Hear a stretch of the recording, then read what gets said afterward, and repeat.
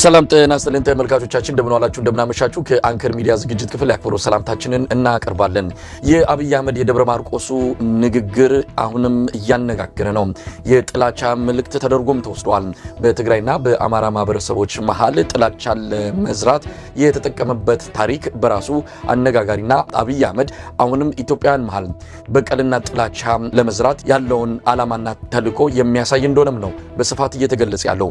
ይህ ንግግር የመጀመሪያው አይደለም። በተለያዩ የኢትዮጵያ አካባቢዎችም ጥላቻን የሚያጎሉ እርስ በርስ ግጭት የሚቀሰቅሱ ንግግሮችን ሲያደርግ እንደነበረ የሚታወስ ነው። በሌላ በኩል የባህር ዳር አንዳንድ መንገዶች በቀድሞ የብአዴን ባለስልጣናት ስም ሊሰየም እንደሆነ እየተገለጸ ነው።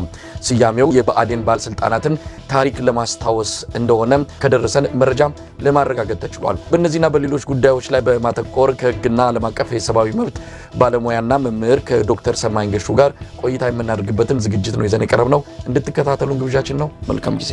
ዶክተር ሰማይ መሳይ እንደምን አለ? ጤና ይስጥልኝ። ደህና ነው ወይ?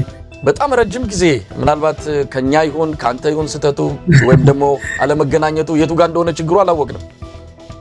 ያው ከኔም ቢዚ ሆኜ ነው። እንደገናም ደግሞ ያው አጋጣሚ እንግዲህ በአንዳንድ ጉዳዮች ላይ መነጋገር የምንችልባቸው ጉዳዮች እድሎችን አልተጠቀምንባቸው። ዛሬ ግን እንደገና በእውነት አንተ መድረክ ላይ ስለቀረብኩኝ በጣም ደስ ብሎኛል። መሳይ ያው ሁሌ የምታደርገውን ጥረት እከታተላለሁኝ። ለመናገር ከፍተኛ የሆነ የዜና ህዝቡን ደግሞ የማሳወቅ ስራ እየሰራ ስለሆነ አይነት በእውነት በዚህ አጋጣሚ ያለኝን አክብሮትና አድናቆት መግለጽ ፈልጋለሁ። መሳይ ዶክተር ሰማኝ እንደው ረጅም ጊዜ ሆኖናልና ብዙ ክስተቶች ተስተናግደዋል፣ ብዙ ነገሮች ሆነዋል በኢትዮጵያ አንጻር። ምናልባት እንደው ዋናዎቹን መለስ ብሎ አስተያየት መስጠት ከተቻለ ከደረስንበት አሁን ካለንበት ሁኔታ ጋር የሚገናኙትን ጠቅሰ እንደው ምን ላይ ነው ያለነው፣ ምን እየሆነች ነው ሀገሪቱ የሚለው ላይ እንደው አጠር አድርገህ ብትገልጽልን። ታስታውስ እንደሆነ ትልቁ እናሳስብ የነበረው የፋኖ ኃይሎች አንድነት ነበረ። የአንድነት አይ ቲንክ ከምንጠብቀው በላይ በሆነ ሁኔታ ተጠናክረው አንድ ሆነው ወጥተው ያ ሁሉ መከፋፈል በሙሉ ጠፍቶ አንድ የሆነ መዋቅር አንድ የሆነ አመራር መፍጠሩ አይ ቲንክ ትልቁ በኢትዮጵያ የፖለቲካ መድረክ ላይ የታየ ትልቅ ክስተትና ትልቅ ውጤት ነው ብዬ አስባለሁኝና የብዙዎቻችን ጥረት ውጤት ስለሆነ አይ ቲንክ በዚህ ትልቅ ደስታ ተሰምቶኛል። ሌላው እንግዲህ በቅርብ ጊዜ ከተከናወኑት ነገሮች እንግዲህ አንዱ ምንድነው ይሄ ምርጫ የሚል የኦህዴድ ብልጽግና ያደረገው ምርጫ ነው። እነሱ ያሰቡት በዚህ ምርጫ የፕሮፓጋንዳ ብልጫ አግኝተው አትሊስት ምርጫ የሚመስል ነገር አድርገው ስልጣኑን ለማራዘም ፍላጎት ነበራቸው። ነገር ግን በዓለም አቀፍ ድርጅቶችም በዓለም አቀፍ ሚዲያም በሀገር ውስጥም ባለው ማህበረሰብ መካከል ከፍተኛ ደረጃ ሆነን ለመናገር ድሮ ይዝላል ዶክተር መረራ የድሮዎችን ምርጫዎች ቅርጫ መሆን እንኳን አልቻሉም የሚል ነበር እና ይሄኛውን አይ ቲንክ ስለ ቅርጫ ማውራት አችልም። ምክንያቱም ቅርጫ አትሊስት የሆነ ደንብ አለው፣ የሆነ ስርዓት አለው። ይሄ በፍጹም በአማራ ክልል ከ95% በላይ ኦሮሚያ ክልልም በዛው ደረጃ፣ በትግራይ ምርጫ አልተካሄደም። ከዛም በላይ ደግሞ አፈጻጸሙ ከአንድ ቀን በፊት ማታውኑ በአብዛኛው የኢትዮጵያ አካባቢዎች ካድሬዎች ሌሊቱን ሙሉ ቁጭ ብለው ካርዶችን እየሞሉ በሰው ስም የምርጫ ኮረጆችን እየሞሉ አንድ እንደውም ያየሁት ኮሜንት ነበረና አንድ የሆነ ሰው የምርጫ አስፈጻሚ ለሆነች ሰው ይደውልላትና በዛው በምርጫው ቀን ከሰዓት ማለት ነውና ምርጫው እንዴት ነበረ? ምክንያቱም የፋኖ እንቅስቃሴ ስላለ በአማራ አካባቢ ሲጠይቃት አይ እኛ እኮ ምርጫውን ማታ ጨርሰን ዛሬ ረፍት ላይ ነኝ አለችው። እና በዚህ ደረጃ የተዋረዱበትና ምንም አይነት የፖለቲካ ውጤት ያላገኙበት ምርጫ ነው። ያው ምን ተመረጠን ብለው ሊቀጥሉ ይችላል ይሆናል። ነገር ግን ምንም አይነት የፖለቲካ ማለት ከምርጫው በፊትና ከምርጫው በኋላ እንደውም የበለጠ የፖለቲካ ኪሳራ ያስከተለባቸው ሁኔታ የፈጠረ መሆኑ አንዱ አይ ቲንክ የህዝባዊ ትግሉ ውጤት እንደሆነ ነው ማስበው። ሌላው አሁን እያደረጉት ያለውም ይሄ ምክክር የሚባለው ነገርም ውጤት እንደማይኖረው በብዙ አቅጣጫዎች እያየንበት ያለ ሁኔታ ነው ያለው። ምክንያቱም ለ3 ዓመት አጀንዳ የሰበሰቡ ሰዎች በ3 ሳምንት ተወያይተው መፍትሄ ሊፈልጉ ማለት በአጠቃላይ የካድሬ ስብስብ ተሰብስበው በኢትዮጵያን የፖለቲካ ጥያቄዎች ምንም አይነት የፖለቲካ ኃይሎች ተሳትፎ በሌለበት ሁኔታ የሚያደርጉት እንቅስቃሴ ምንም ውጤት አይኖረው እና እንደማይኖረው የታወቀ ነገር ነው። ይሄም ያው ህዝባዊ ትግሉ የደረሰበት ሁኔታ ያሳያል። ሌላው እንግዲህ ትልቁን የማስበውና አሁንም አይ ቲንክ መጠናከር ይኖርበታል ብዬ ማስበው በተለያዩ የፖለቲካ ኃይሎች መካከል ያለው ልዩነት እየጠበበ መጥቷል። ቢያንስ ፊት ለፊት ወደኋላ የምናነሳው ነው አብይ አህመድ ትልቁ በስልጣን ላይ ለመቆየት የሚያስበው በኢትዮጵያ ማህበረሰብና የፖለቲካ ኃይሎች መካከል ልዩነትን በመፍጠር ጥላቻን በመፍጠር በመከፋፈል ስልጣን ላይ በብዙ መልኩ እየተቀየረ ያለ ሁኔታ ነው ያለው። አትሊስት እነዚህ የተለያዩ የፖለቲካ ኃይሎች መቀራረብን የፈጠሩበት ሁኔታ አለ። ቢያንስ ግን አብይ አህመድ በቆፈረው ወጥመድ ውስጥ ከመግባት እየተቆጠቡ አንዱ በሌላው ላይ የሆነ አሉታዊ የሆነ ፕሮፓጋንዳ ወይም ደግሞ አስተያየት ከመስጠት ተቆጥበው እንደውም በአንዳንድ መልኩ የትብብርና አብሮ የመስራት ሁኔታዎችን እያየንበት ያለ መሆኑ አይ ቲንክ ትልቅ ድል ነው ብዬ አስባለሁ። ለትግሉ አንድ የሆነ አይ ቲንክ አዲስ ምዕራፍ ነው ብዬ አስባለሁ። ምክንያቱም እንደምታውቀው በኢትዮጵያ የፖለቲካ ሁኔታ ውስጥ ትልቁ የኢትዮጵያ የፖለቲካ ለውጥ የሚያዘገየውና ከፍተኛ የሆነ ችግር ውስጥ የሚያስገባው የዚህ የአምባገነኖች ብርታት ወይም ኃይል አይደለም። በተለይ በተቃዋሚ ደረጃ ያሉ የፖለቲካ ኃይሎች አለመተባበር ነው እና ያንን ነገር አሁን በተወሰነ ደረጃ እየተሰበረ ብዙ ማህበረሰብ ክፍሎች እየተረዱት የመጡ ይመስለኛል። ምንድነው ብዙ ጊዜ የብዙ ሰዎች ችግር ምንድነው በእነዚህ ማህበረሰቦች ወይም የፖለቲካ ኃይሎች መካከል የፖለቲካ ልዩነት መኖሩ ሀቅ ነው። ነገር ግን እነዚህን የፖለቲካ ጥያቄዎችን የምንፈታባቸውን ሁኔታዎችና አማራጮች አካሄዶችን መዘርጋት እንጂ ዋናውን ጠላት ወይም ደግሞ ከአብይ አህመድ የከፋ ጠላት በአሁኑ ሰዓት ለማንኛውም የህብረተሰብ ክፍል የለም። ለአማራ በለው፣ ለኦሮሞ በለው፣ ለትግራይ በለው፣ ለሌላውም ማህበረሰብ ከአብይ አህመድ የከፋ ጠላት ስለሌለው በዚህ ጠላት ወይም ደግሞ በአብይ አህመድ ላይ መተባበር ግዴታ ነው። አብይ አህመድን ማስወገድ ብቻ አይደለም፣ ቀጣዩ የፖለቲካ ሽግግርም ለኢትዮጵያ ህዝብ ተስፋ የሚያመጣ ሰላምን የሚያመጣ እውነተኛ የሆነ ልማትን ለኢትዮጵያ የሚያመጣ ዲሞክራሲያዊ ሂደትን ማስጀመር የሚችል የተለያዩ የፖለቲካ ጥያቄዎቻችንን በጋራና በአንድነት መልስ በሁኔታ የሚፈጥረው እንዲህ አይነት መቀራረቦች ሲሆኑ ነው እና እኔ አንዱ ያየሁት ለውጥ ይሄ ነው። ይሄ መጠናከር አለበት። ምናልባት ወደኋላ ይሄን ነገር ማሳሰቢያውን መግለጽ አለብን። ሌላው እንደምታውቀው የአፍሪካ ቀንድ ሁኔታ የፖለቲካ አሰላለፍ እውነት ለመናገር ለትግሉ በሚረዳ ደረጃ እየተለወጠ ነው ያለው። አብይ አህመድ ያው የፖለቲካ ብቃቱ ምንም እንኳን ተንኮል ምንም እንኳን ጥላቻ የተሞላ ሰው ቢሆንም ያለውን የምስራቅ አፍሪካን የፖለቲካ ሁኔታ እንኳን በደንብ ተገንዝቦ ምናልባት ስልጣን ላይ ለመቆየት የሚያስችለው ሁኔታ እንኳን መረዳትና ማድረግ የማይችል ሰው ሆኖ የምታየው ከጠቅላላ ከአፍሪካ ቀንድ ሀገሮች በሙሉ ተጣልቷል ማለት ይችላል። ኤርትራ ጋር ያለው ነገር እንደምታውቀው ያለበት ሁኔታ አለ። በተለይ አሁን ደግሞ ከሱዳን ጋር ከግብጽ ጋር ከሌሎችም ሀገሮች ጋር ያለው ሁኔታ አይ ቲንክ በተለይ ደግሞ የለውጥ ኃይሎች ወይም ደግሞ የተቃዋሚ የፖለቲካ ኃይሎች እኔ እንግዲህ ሁሌም እንደምለው ከማንኛውም ኃይል ጋር መተባበር አለባቸው ብዬ አስባለሁ።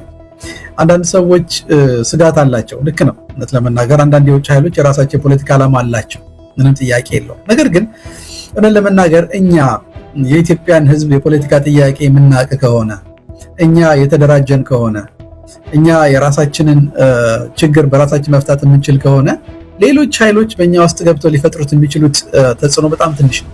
ስለዚህ ዋናው ነገር ምንድነው ከሌሎች ኃይሎች ጋር የምናደርገው ትብብር ሳይሆን እኛ በመካከላችን በተለያዩ የፖለቲካ ኃይሎች መካከል የሚኖረውን ልዩነትን ማስወገድና ወደ አንድነት ወደ መቀራረብ መምጣት ነው እና አንዱ የአካባቢው ራሱ መልህ በተለይ አሁን ታውቀዋለህ የዚህ በኢራንና በአሜሪካ መካከል ያለው በዩናይትድ አረብ ኤሚሬትስ ላይ ያሳደረው ተጽዕኖ አለ። በኢኮኖሚ እየተዳከሙ መጥተዋል። አብይ አህመድ ደግሞ ላይፍ ላይኑ ነው ለአብይ አህመድ እና ለአርኤስኤፍ ለሚባለው ለሱዳኑ ሸማቂ ኃይል ወሳኙ የመሳሪያና የገንዘብ ድጋፍ የሚሰጠው ከዩናይትድ አረብ ኤሚሬትስ ነው። እነዚህ ደግሞ አሁን በጣም እየተዳከሙ ያሉበት ሁኔታ አለ።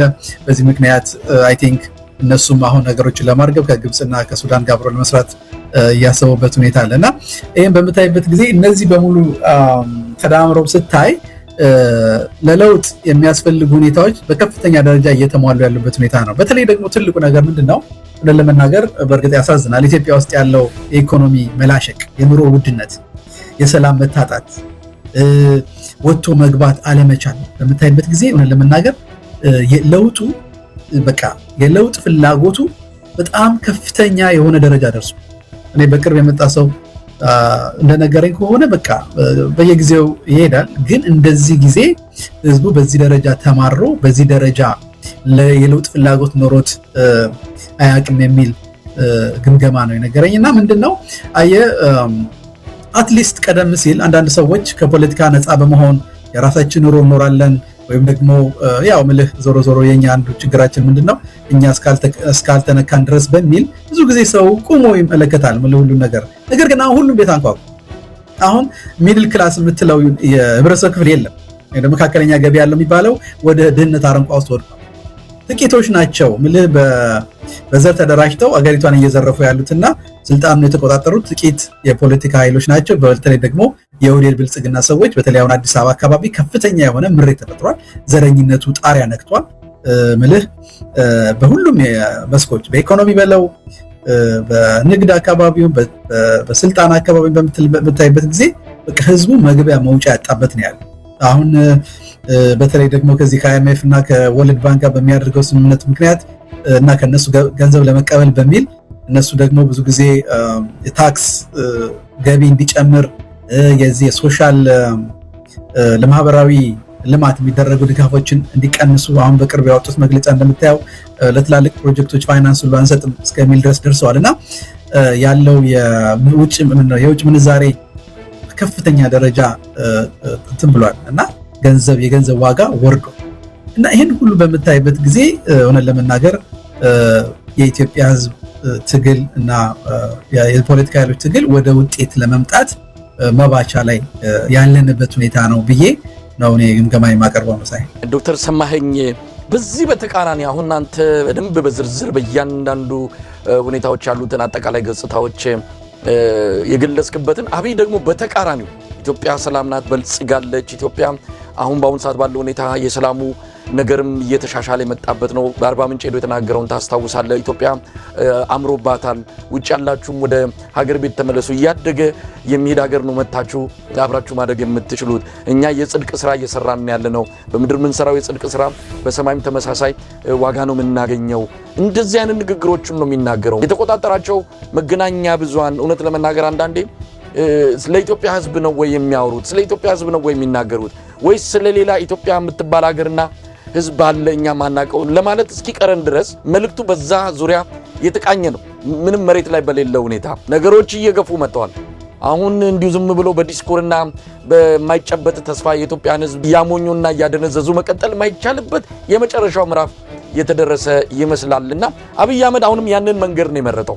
ሰሞኑን ከምርጫው በኋላ የምታያቸው ነገሮች በሙሉ ምርጫውን በቃ አልፈናል፣ መርጣችሁናል፣ ከዚህ በኋላ እኛ እንደነዚህ አይነት ነገሮችን ይዘን መተናል፣ ስለዚህ ከኛ ጋር መጪው ጊዜ ብርሃን ነው የሚል ፕሮፓጋንዳ ነው በስፋት እያሰራጩ ያሉትና ይህንንስ እንዴት ታየዋለህ?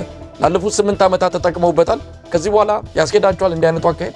እኔ እውነት ለመናገር የአእምሮ ጤንነቱን ብዙ ጊዜ እጠራጠረዋለሁኝ። አንዳንድ ያየህ ናርሲስቲክ ባህሪ ሲኖርህ ሪያሊቲ የሚባለውን እውነትን መቀበል አይችሉም። እንዲህ አይነት ሰዎች እውነታን መቀበል ስለማይችሉ በዛው ጥፋታቸው፣ በዛው ውሸታቸው፣ እነሱ በፈጠሩት ህልማቸውና ቅዠታቸው ውስጥ ነው የሚቀጥሉት እና አብይ አህመድ እንደዛ እያደረገ ነው ያለው።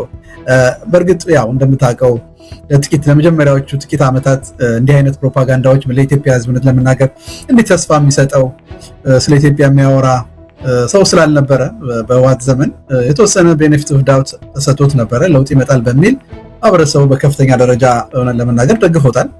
ነገር ግን አሁን እውነት ለመናገር እኔ በጥሩ መልኩ ማይሆን ምን መሰለህ፣ በዚህ ደረጃ አሁን ባለው ሁኔታ በአብይ አህመድ ፕሮፓጋንዳ የሚታለል ሰው ካለ ይገርመኛል። የመታለል ጉዳይ አይደለም። አሁን ማንንም አብይ አህመድ በፕሮፓጋንዳ ሊያሳምን የሚችልበት እድል የለውም። አሁን ምንድነው ዋናው ነገር የጥቅም ጉዳይ ነው። አሁን ያው የዚህ የአፍሪካ ፖለቲካ በአብዛኛው ችግሩ ምንድነው? አንድ የፖለቲካ ኃይል ስልጣን በሚይዝበት ወቅት ከዚህ የፖለቲካ ኃይል ጋራ በመጠጋት ጥቅም እናገኛለን ብለው የሚያስቡ ከፖለቲካ ስልጣን ውጭ ምንም አይነት ወይ የእውቀት ወይ የገንዘብ ወይም ደግሞ ሌላ አይነት አቅም የሌላቸው መኖር የሚችሉት በፓራሳይት የሆኑ ጥገኞች የሆኑ ሰዎች አሉና አሁን አብይ አህመድ ትልቁ እየኖረ ያለው በየትኛውም አካባቢ በምታይበት ጊዜ እንዲህ አይነት ጥገኛ ሰዎችን ፈጥረዋል። በአጠቃላይ በዚህ የካድሬው ዓለም በሙሉ እየኖረ ያለው ምንድነው እንደ ደም መጣጮች ናቸው። በዛ ደረጃ እየኖሩ ያሉ ሰዎች ናቸው። ከዛ ውጭ እንግዲህ ምናልባት አንዳንድ የፖለቲካ ተንታኞች እንደሚሉት ወይ ደግሞ አእምሯቸውን ለሌላ ያከራዩ ሰዎች መሆን አለባቸው እንጂ እውነት ለመናገር አሁን ባለው በኢትዮጵያ ሁኔታ አብይ አህመድ የሚለው ብልጽግና፣ ሰላም፣ አንድነት መጥቷል ብሎ የሚያምን ሰው ካለ እኔ ብለ የሆነ ወይ የራሱ ችግር አለ። በተለይ አንዳንድ በዚህ ዲያስፖራ አካባቢ ያሉ ሰዎች አንዳንድ ችግራቸው ምንድነው መሰለ፣ አሁን አዲስ አበባ እየሄዱ በትክክል ማህበረሰቡ ያለበት ሁኔታ ሳይረዱ የዚህ አብይ አህመድን ምንድነው መናፈሻዎች ጎብኝተው ይመጡና ለውጥ አለ የሚል አይነት ነገር ስሜት ያንጸባርቁ ይችሉ ይሆናል። ነገር ግን የአዲስ አበባን ህዝብ ግን ብትጠይቀው ስለ ኮሪደር ማውራትን መስማትም አይፈልግም። ቅርሱን ያወደሙት፣ ለዘመናት ከኖረበት ቤት ነው ያፈናቀሉት፣ በአጠቃላይ ማህበረሰቡን ነው የለያዩት። ምልህ እነሱን አፈናቅለው ደግሞ ለራሳቸው ሰዎች የሚሉ ሰዎች ነው የሰጡትና በከፍተኛ ደረጃ በኑሮ ውድነት የተሰቃየ ያለ ማህበረሰብ ስለሆነ እኔ እውነት ለመናገር በእርግጥ በየጊዜው አብይ አህመድ የሚለውን ውሸት የሚያቀርበውን አስመሳይነቱን ማጋለጥ በጣም አስፈላጊ ነገር ነው። ነገር ግን እውነት ለመናገር በዚህ ደረጃ አብይ አህመድ ተሰሚነት ኖሮት ያለውን የፖለቲካ ትግልና እንቅስቃሴ ላይ ተጽዕኖ ሊያሳድር የሚችል የፕሮፓጋንዳ ስራ ይሰራል ብዬ አላስብም። ምናልባት የተወሰነ ተጽዕኖ ሊያሳድር ይችል የነበረው ምንድነው፣ ለምሳሌ ያካሄድ ለውጥ ቢኖረው ምልህ አንዳንድ ለውጦች ለምሳሌ ለውጥ የሚመስሉ ነገሮችን ቢያደርግ ወይም ደግሞ ቢያስመስል አንድ ቀን ምልህ አብይ አህመድ አንድ ቀን ስለ ሰዎች መሞት አውርቶ አያውቅም። ስለ ኢትዮጵያ ህዝብ ስቃይ፣ ሰላም መታጣት አውርቶ አያውቅም። ስለ ኑሮ ውድነት ማውራት አይፈልግም። በየጊዜው መንገድ ላይ ስለወደቀው በረሃብ አለንጋ የተገረፈ ላለው ስለ ሚሊዮኖች ማውራት አይፈልግም።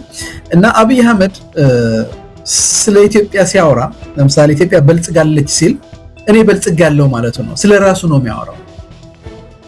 ኢትዮጵያ እንዲህ ትሆናለች ወይ ደግሞ ለምሳሌ ኢትዮጵያ ውስጥ ያለው ሁኔታ አለመረጋጋት ያመጣል ወይም ችግር ያመጣል ሲል ነው እኔ ከስልጣኔ ልለቅ እችላለሁ እያለ ነው። እና እሳቸው ደሴት ፈጥረው ከዛ ተጠቃሚ የሆኑ ሰዎች የሚያደርጉት እንቅስቃሴ ካልሆነ በስተቀር ሆነ ለመናገር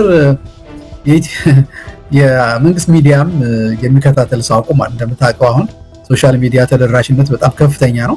ብዙ ሰው የዜና ምንጭ የሚያደርገው የማህበራዊ ሚዲያዎች ስለሆነ በተለይ ፖለቲካሊ አክቲቭ የሆነው ማህበረሰብ በአጠቃላይ ምንም አይነት ተጽዕኖ የለው።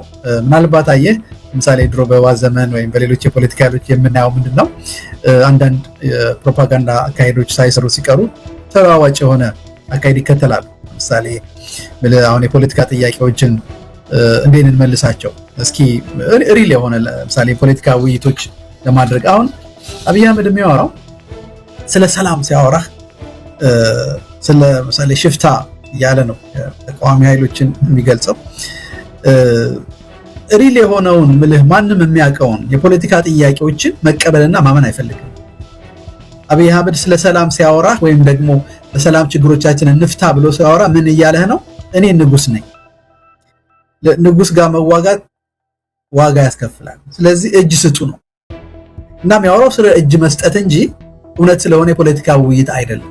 ስለዚህ ይሄ ስላልሆነ እውነት ለመናገር አብይ አህመድ በዚህ የፖለቲካ አካሄዱ ቢቀጥልም በትግሉ ላይ የሚያመጣው ተጽዕኖ ስለሌለ እንደውም ምናልባትም አይ ቲንክ የሚያቀርበው ወይም ደግሞ የሚያወራው ነገር በሙሉ በማህበረሰቡ ዘንድ ተቀባይነት ስለሌለውና መቀበል አይደለም አብዛኛው ሰውም አብይ አህመድን ድምፅ መስማት ራሱ እንደ በሽታ እንደ አለርጂክ ስለሆነበት እኔ ብዙ አያሳስበኝም። ዶክተር ሰማኝ ሰሞኑን ያመጡት አጀንዳ አለ ከዚህ ከምክክር ኮሚሽኑ ሂደት ጋር በተያያዘ አሁን በአዳማ ናዝሬትም እንደዚሁ የብልጽግና ሰዎች ተሰብስበው ነበረ። በአንዳንድ ጉዳዮች ላይ የሆነ ለውጥ እናመጣለን ብለው እየመከሩ ነው ተብሎ ትንሽ አጀንዳ መሆን ችሎ ነበረ። እንዲህ አይነት ነገርስ በማምጣት ከእንግዲህ በኋላ ለምሳሌ የክልል አወቃቀሩ ከብሔር ወጥቶ ወደ መልክዓ ምድራዊና ሌላ ኢኮኖሚያዊ ጠቀሜታን መሰረት ባደረገ መልኩ ክልሎች ይሸነሸናሉ። ኢትዮጵያን ከዚህ ከዘር ፖለቲካ ለማውጣት ህገ መንግስቱ በተወሰነ ደረጃ ይቀየራል የሚልም ነገር አለ። አንቀጽ 39 ይወገዳል የሚል አዲስ አበባና ድሬዳዋን ጨምሮ አንዳንድ እንትኖች በራሳቸውን ችለው ክልል ይሆናሉ። እንደዚህ ለጆሮ የሚስቡና የሚጥሙ ነገሮችን በማምጣት አሁንም አብይ አህመድ የደረቀበትንና የነጠፈበትን የህዝብ ድጋፍ ለማምጣት ይሞክራል የሚል ነገር አለ። ከዚህ በኋላ እውነት አብይ አህመድ ወርቅ በያዘንብ የኢትዮጵያ ህዝብ እንደው ላፍታም ከአብይ አህመድ ጎን የሚሰለፍበት እድል ይኖራል? መልህ ታስታውሳለህ የመጀመሪያዎቹ ዓመታት ትልቁ ድጋፍ የነበረው እንኳን ይሄ ነበር አይደለ? ክልሎችን ያፈርሳል፣ በቃ ኢትዮጵያዊነትን ይመልሳል፣ አንድነትን ያመጣል የሚል ነበር። ነገር ግን እውነት ለመናገር ቲፒኤልኤፍ በእርግጥ ያው ለጊዜው ምልህ ተሳስተዋል። ይህንን የዘር ፖለቲካ በኢትዮጵያ ፖለቲካ ስርዓት ውስጥ እንዲሰፍን ማድረጋቸው። ነገር ግን የዘር ፖለቲካውን ወይም ደግሞ ይህንን መከፋፈል ፐርፌክት ያደረገው አብይ አህመድ። እነሱ ፍሬምወርኩን አስቀመጡለት፣ እሱ ግን ያንን ቀዳዳ እያሰፋ ኢትዮጵያን በዚህ ደረጃ በዘርና በሃይማኖት እየከፋፈለ እያባላ የእርስ በርስ ጦርነትን በየቦታው እያስፋፋ ያለ እሱ ነው። ስለዚህ እውነት ለመናገር አብይ አህመድ የክልል አደረጃጀትን ቀይሮ ወይም ደግሞ ያለውን የፖለቲካ ለአወቃቀር ቀይሮ ከዘር ፖለቲካ ወጥቶ አንድነት ያመጣል። አንደኛው ምኑ መሰለ ትልቁ ችግር አነሰም በዛም ይሄ የፖለቲካ መዋቅር የራሱ መልህ በራሱ ለ30 ዓመት በላይ በስራ ላይ የኖረ ከመሆኑ አኳያ የራሱ የሆነ ደጋፊ አፍርቷል፣ የፖለቲካ ኃይሎችን አፍርቷል። እና እንዲህ አይነቱን ነገር ስትቀይረው የምታደርገው ምንድነው? የተለያዩ የፖለቲካ ኃይሎች ማለት ሲባል ሪል የሆኑ የተለያየ የፖለቲካ ዲማንድ ያላቸው የፖለቲካ ኃይሎች በሚያደርጉት የድርድር ሂደት የሚመጣ የፖለቲካ ለውጥ ነው። መዋቅራዊ ለውጡ እኔ የምደግፈው ነገር ነው። እኔ የምልህ የመጨረሻ ዲግሪን የሰራሁበት ነው። እንግዲህ ብዙ ጊዜ ከአንተም ጋር ከሌሎችም እንግዲህ ነፍሱን ይማረውና ከኢሳት በነበርን ጊዜ ብዙ ጊዜ የምናነሳው የነበረው ነገር ነው። ለውጥ ያስፈልጋል፣ ልክ ነው። ግን ይሄ ለውጥ ግን መምጣት ያለበት አብይ አህመድ ባዘጋጀው ካድሬ በኩል በሚመጣ ውይይት ሊሆን አይችልም። አንደኛ አያደርጉትም። ለምን? አብይ አህመድ ስልጣን ላይ ያለው በዚህ የፖለቲካ ክፍፍል እና በዘረኝነት ባለው ስርዓት በመጠቀም ነው ስልጣን ላይ ያለው። አብይ አህመድ እውነተኛ የሆነ የኢትዮጵያ አንድነት ከመጣ አብይ አህመድን በአንድነት ለማስወገድ የሚያስችል ሁኔታ ስለሚፈጥር አብይ አህመድ ያንን አያደርገውም። አንደኛ። በሁለተኛ ደረጃ ደግሞ እንዲህ አይነት የፖለቲካ ለውጦች ሊመጡ የሚገባው ምድረ ካድሬ አበል የተከፈለው ካድሬ ተሰብስቦ በሚያደርገው ውይይት አይደለም፣ ሊሆንም አይችልም። ኢቭን እንኳን ምልህ አሁን ክልሉን አፍርሰናል ቢሉ እንኳን መዋቅሩ የእነዚህ ሰዎች ጭንቅላት የሚያስበው ዘረኝነት ነው፣ ጥላቻ ነው፣ መከፋፈል ነው። እሱ አብይ አህመድ ለሌሎች ብሔሮች፣ ለትግራይ፣ ለአማራ፣ ሌሎች ብሔሮች ያለው ጥላቻ እንዴት ነው ሊቀየር የሚችል? ሊመጣው አንድነት ልታመጣው አትችልም። ስለዚህ የፖለቲካ ለውጡ መምጣት ያለበት ሁሉም የፖለቲካ ኃይሎች በሚያደርጉት ድርድር፣ ውይይት፣ በሚደረግ የሽግግር ሂደት፣ በሚደረግ ህገ መንግስታዊ ለውጥ እንጂ እንዲህ ባለ የካድሬዎች ውይይትና ክርክር የሚመጣ ነገር የለም። ሊያደርጉትም አይችሉም። ኢቭን እንኳን መዋቅሮቹን ለስም በስያሜ ደረጃ ቢቀይሯቸው እንኳን እነዚህ ሰዎች እንትናቸው ሶፍትዌራቸው ኦፕሬቲንግ ሶፍትዌራቸው ምንድነው? የዘረኝነት ነው እና ሊለውጡት ሊያደርጉት የሚችሉት ነገር አይደለም። እና አይ ቲንክ እንዳልከው ይሄ ነገር እኔ አይደል ነው እየተወራ ያለው ልክ ታስታውሳለህ አይደል? ድሮ እናንተንም መጠቀም ያደርጓችሁ ነበረ። አንዳንድ የሚፈልጓቸውን ነገሮች ከየት እንደመጣ በማይታወቅ ሁኔታ ይለቀቃል አይደለ? እንዲህ አይነት ለውጥ ሊደረግ ነው ይባላል። ኦፊሻሊ ግን እንዲህ ስለማለታቸው የምናውቀው ነገር የለም። አሁን እንዳልከው በዛ ካድሬ ስብሰባ ላይ እና አዳማ ላይ የተነሳ የሚባል ነገር ተገልጿል። ምናልባት የሚመስለኝ ሌላ አጀንዳ የመስጠት ነገር ካልሆነ በስተቀር እነዚህ ሰዎች ምንድነው የሚሆንባቸው? ይህንን የዘር ፖለቲካ እነሱ ያጠፉታል ማለት ምንድነው? እነዚህ ሰዎች ራሳቸውን ይገላሉ ማለት ነው።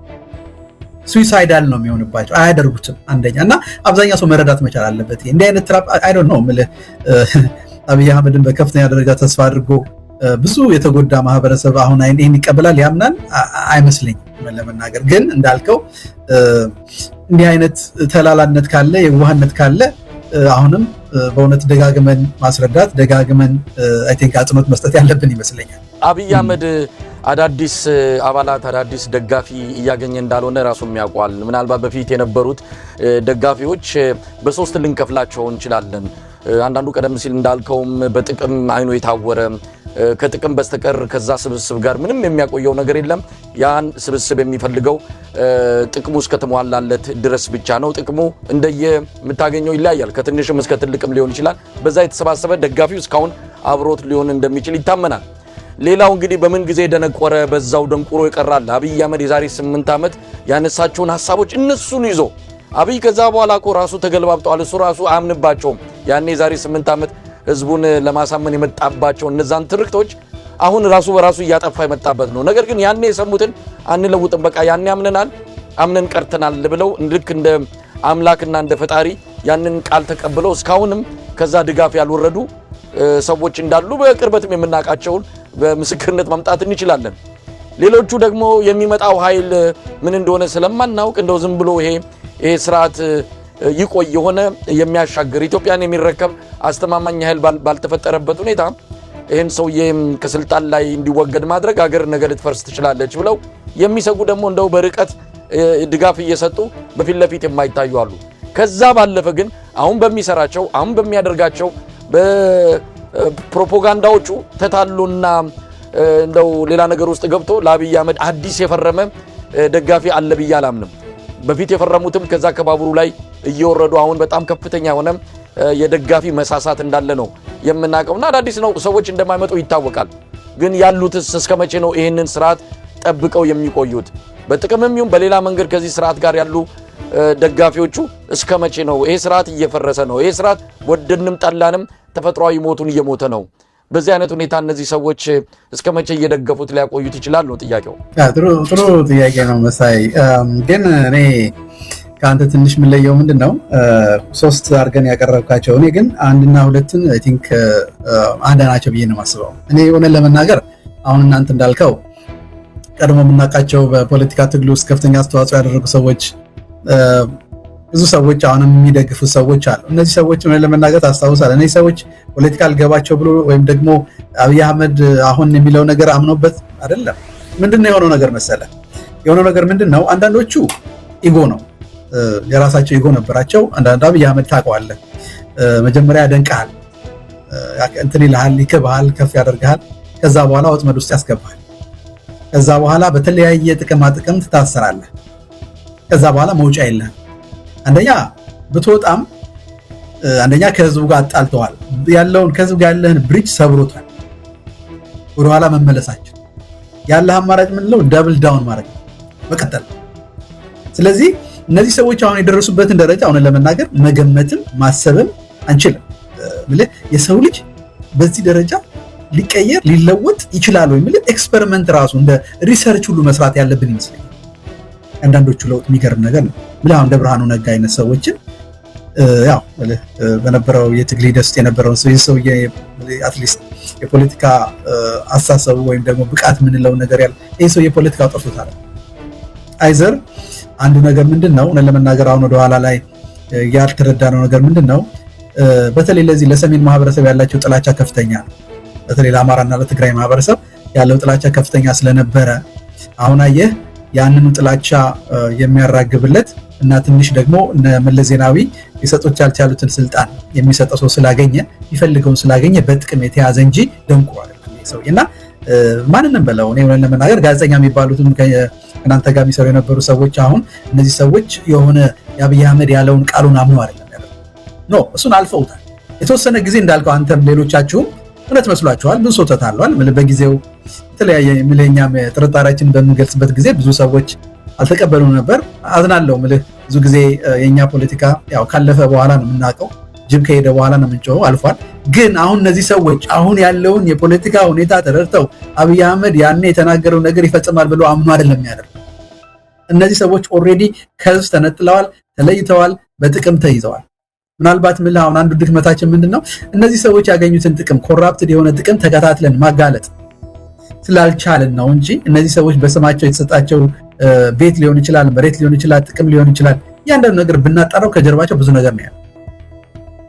ምልህ እነ ፕሮፌሰር አለማየሁ አሁን አዲስ አበባ እንትን የሚለው በሌላው በዚህ ጥሮታ ወጥቶ ሄዶ አዲስ አበባ ላይ ፈርስት ክላስ ኑሮ የሚኖረው በማን ገንዘብ ነው? በታክስ በኢትዮጵያ ደም ነው አይደለም የሚኖረው። እና እንዲህ አይነት የኑሮ ሁኔታ ሲመቻችል የምታደርገው ነገር ነው። እና ምንድነው ምለው በአሁኑ ጊዜ በተለይ የፖለቲካ ንቃት ኖሯቸውና በጊዜው የፖለቲካ ለውጥ ይኖራ መጥቷል ብለው አስበው የነበሩ ሰዎች አሁን የቀጠሉት አሁንም ያን ነገር አምነውበት ነው የሚለውን ብለህ እንደምታውቀው መደበኛ የምንለው ሬጉላር የሆነ የፖለቲካ እንኳን ዕውቀቱ የሌለው ሰው እንኳን አብይ አህመድን ተረድተው በቃ አለየው ባለበት ዘመን እነዚህ ሰዎች በተለያዩ ግራና ቀኝ ማየት የሚችሉ ማሰላሰል ማሰብ የሚችሉ ሰዎች ይሄን ሳይረዱ ቀርቷል። የጥቅም ጉዳይ ነው። ስለዚህ አንድና ሁለትን ለያይቻላቸው እነዚህ ደግሞ እንግዲህ ምንድነው ይሄ የሚቀየረው አዘኛው ዘዴ አውቀዋለሁ። ያው የትግሉ ነው የትግሉ ሂደት መቀጠል። እነዚህ ሰዎች እየተራገፉ ይመጣል። ምክንያቱም የተራሳፈሩበት መርከብ እንደሚሰምጥ ካወቁ በየፌርማታው እየዘለሉ መውረዳቸው አይቀርም። ያንን ነው የምናየው። ስለዚህ ህዝባዊ ትግሉ ማጠናከር ነው። በተወሰነ ደረጃ ሶስተኛ ያቀረብከውን ሰዎችን ስጋቱን እጋራዋል። ሆነን ለመናገር እንደምታውቀው የኢትዮጵያ ፖለቲካ ሁኔታ የሚያሳዝነው ነገር ምንድነው?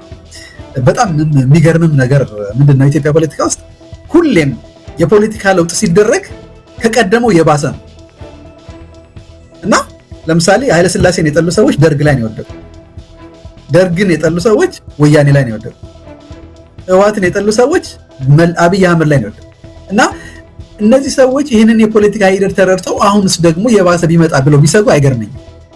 እውነት ለመናገር በተወሰነ ደረጃ ይህን ስጋት እጋራዋለሁ። ነገር ግን ምንድነው መፍትሄው? አሁን ምንድነው ይሄ ጓደኛሞች ተኝተው ጅብ መጥቶ የአንደኛውን እግር ሲበላው አይ በቃ ምንድነው ድምጽ ምሰማው ምናምን ሲለው አይ የኔን እግር እየበላ ነው ጅቡና ዝም በል እንዳለው ነገር ነው የሚሆነው። ኦኬ ምን እናድርግ ታዲያ? እያንዳንዳችን በየቤታችን እየሞትን እየተገደልን በዚህ ሁኔታ እስከመቼ እንቀጥላለን ነው። ስለዚህ ያለው አማራጭ መስለኝ ምንድነው ለውጡ የተሻለ ውጤት እንዲያመጣ ኢትዮጵያ የሚፈልገውን አንድነት፣ ዲሞክራሲ፣ ልማት፣ መረጋጋት እንዲመጣ የትግል ማድረግ ምልህ አንድ ትግል በተለይ ህዝባዊነትን ከተላበሰ የአብዛኛውን ማህበረሰብ ተሳትፎ ካገኘ ውጤቱም ደግሞ የተሻለ ይሆናል። አሁን ምልህ በኢትዮጵያ ውስጥ የመጣው በአብዛኛው የመጡት ውጤቶች ምንድነው ችግራቸው? የተወሰኑ የፖለቲካ ኃይሎች ከላይ ሆነው ያመጡት ለውጥ ነው። በአብዛኛው ለውጥ የሚሉት ነገር ነው ወደ ባሰ ሁኔታ የጨመረንና እንደዚህ ማህበረሰቦች ምንድነው ቁጭ ብሎ በማየት ነገሮች እየተባባሱና ወደማንመልስበት ወደማንወጣበት አረንቋ እየሄድን ያለ ነው። ብዙዎች የፖለቲካ ተንታኞች እንደሚሉት ኢትዮጵያ ምልህ እኔ ብዙ ጊዜ የዚህ ክሮስ ሮድስ ወይ መስቀለኛ መንገድ የሚለው ነገር እኔ አሁን አልፈነው መስቀለኛውን መንገድ አልፈነው አሁን ገደል ውስጥ ነው ያለው። እንግዲህ ምናልባት የመጨረሻው መበታተን እና ማዕከላዊ መንግስት የመፍረስ ካልሆነ በስተቀር እኮ አብይ አህመድ አሁን የአዲስ አበባ አስተዳደር እኮ ጠቅላይ ሚኒስትር ነው ማለት ይችላል። ኢትዮጵያ እኮ በየብስ መገናኘት ወይም ከአዲስ አበባ ውጭ 15-20 ኪሎ ሜትር ማይልስ መሄድ አይቻልም። ለኢትዮጵያ ኦልሬዲ ፈርሳለች።